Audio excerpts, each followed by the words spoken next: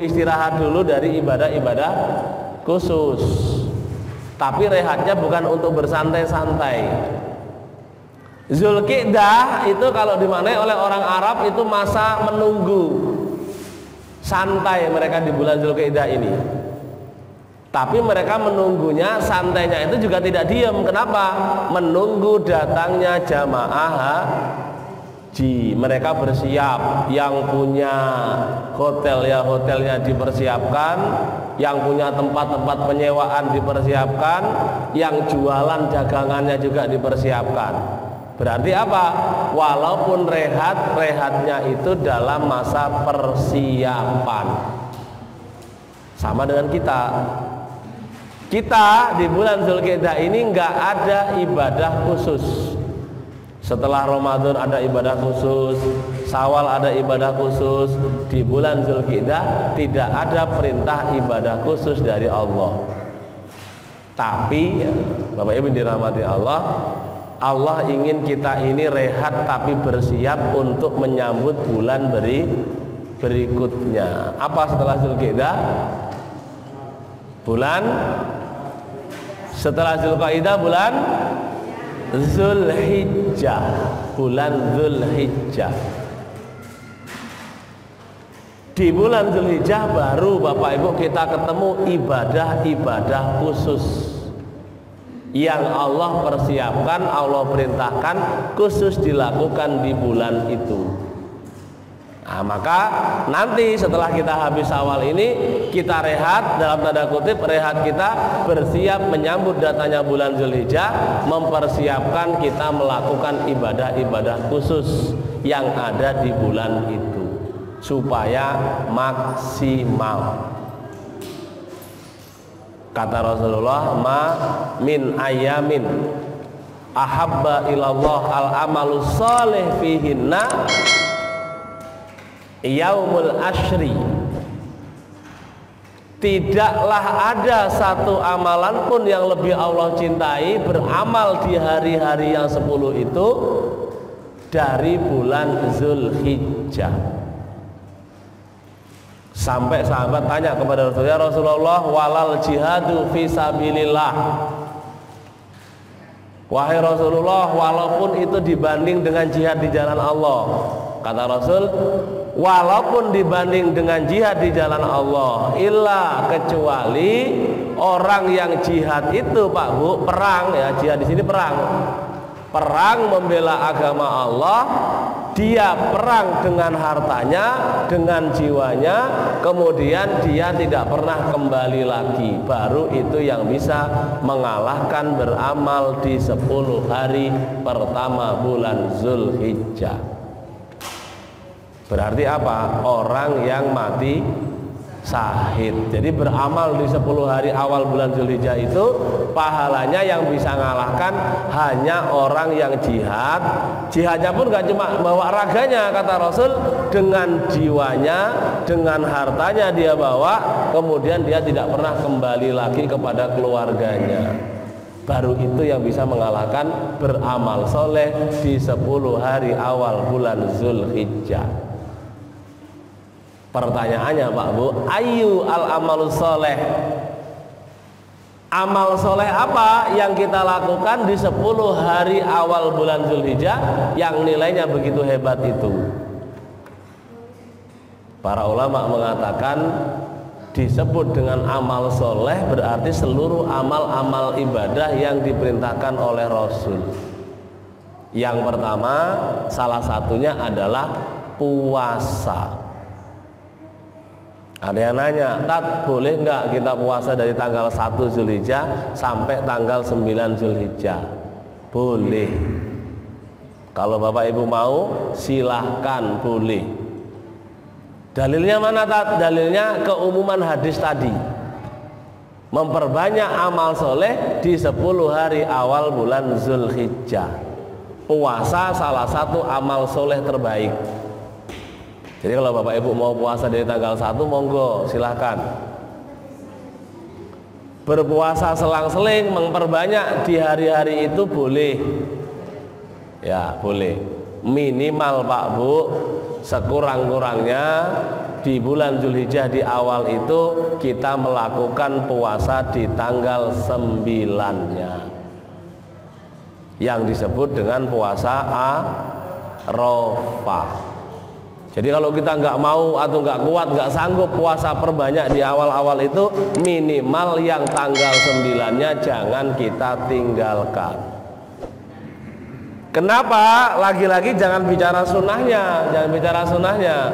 Ini sangat dianjurkan oleh Rasul bagi kita yang tidak berada di Arafah, bagi kita yang tidak haji. Apa keutamaan puasa Arafah itu? Kata Rasulullah, saumu yaumu Arafah yukaffiru sanatain. Puasa pada hari Arafah itu Pak Bu menghapuskan dosa 2 tahun. 2 tahun Pak Bu. Puasa sehari menghapuskan dosa kita 2 tahun. Hebatnya kata Rasulullah bukan 2 tahun yang lalu. Sanatan madiyatan wa mustakbilatan. Setahun yang lalu, setahun yang akan datang. Tapi terus aja niat lah ngono ketanggae dosa nggo tor ngarep. Lah wis digaransi, ya kan? Sudah digaransi diampuni Rasul langsung niat. Kalau gitu saya tambah dosa deh. Bukan begitu maksudnya, ya. Jadi ini satu kemurahan yang diberikan oleh Allah Subhanahu wa taala kepada umat Nabi Muhammad. Puasa 1 hari Arafah 9 Zulhijjah pahalanya menghapus dosa 2 tahun. Setahun yang lalu, setahun yang akan datang. Nah ini Pak Bu. Jadi Bapak Ibu mulai sekarang dipersiapkan. Kita akan ketemu Zulhijjah kapan? Kalau bisa dilingkari itu pas tanggal 9 Zulhijjah. Nah, kalau nggak meleset nanti 9 Zulhijjahnya itu hari Kamis kalau nggak salah, karena ada kemungkinan kalau sesuai kalender haji tahun ini disebut dengan haji akbar. Wukufnya jatuh pada hari Jumat kalau sesuai dengan kalender. Nah, kita lihat nanti. Maka saya pesan betul, kalau kita tidak perbanyak puasa di awal Zulhijjah itu minimal tanggal 9-nya jangan kita tidak puasa, cuma sehari. Nah ini Pak Bu. Jadi rehat kita nanti di bulan Zulqa'dah ini untuk ancang-ancang ini biar ibadah khusus di bulan Zulhijjah itu nggak lepas. Ibadah yang kedua apa yang lain? Perbanyak amal soleh itu. Tadi puasa adalah bagiannya, termasuk ibadah yang lain. Sholatnya kita tingkatkan, perbanyak zikir, ya, perbanyak baca Quran, perbanyak infak sedekah. Di 10 hari itu pahalanya lebih dari hari-hari yang lain. Sampai kata para mufasir ketika kita membaca surah Al-Fajr itu kan jelas Allah kan bersumpah wal fajr, dan demi waktu fajar, walayalin ashri, dan malam-malam yang 10. Para ulama mayoritas mengatakan yang dimaksud dengan hari-hari yang 10 itu walayalin ashri, 10 yang malam yang dimaksud di situ adalah 10 hari awal di bulan Zulhijjah. Nah itu kalau kita baca tafsir. Kemudian ulama berbeda pendapat, mana amalan yang setara atau yang lebih hebat dari beramal di 10 hari awal bulan Zulhijjah itu. Ada 2 pendapat para mufasir. Pendapat yang pertama, tidak ada satu amalan pun yang mengalahkan beramal di hari-hari itu.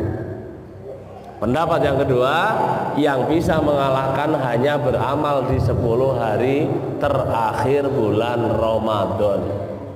Karena di 10 hari terakhir bulan Ramadan ada malam kemuliaan yang disebut dengan Lailatul Qadar. Ini pendapat para ulama. Terlepas dari perbedaan itu, yang jelas beramal di 10 hari awal bulan Dzulhijjah pahalanya begitu besar. Makanya ini perlu dipersiapkan. Jadi ini amalan-amalan khusus yang ada di situ. Satu, perbanyak amal soleh. Yang kedua, puasa Arafah bagi yang tidak haji. Bagi yang tidak haji. Yang ketiga, amalan yang ada di bulan itu adalah melaksanakan sholat Idul Adha. Lagi-lagi jangan pernah meremehkan Idul Adha, sunnah. Betul, Idul Adha sunnah. Tapi lihat, Rasulullah itu ketika memerintahkan Idul Adha apa? Para wanita-wanita yang sedang uzur haid itu pun disuruh hadir di tempat sholat. Awas, jangan salah paham. Hadir di tempat sholat bukan untuk ikut sholat, tapi sebagai syiar.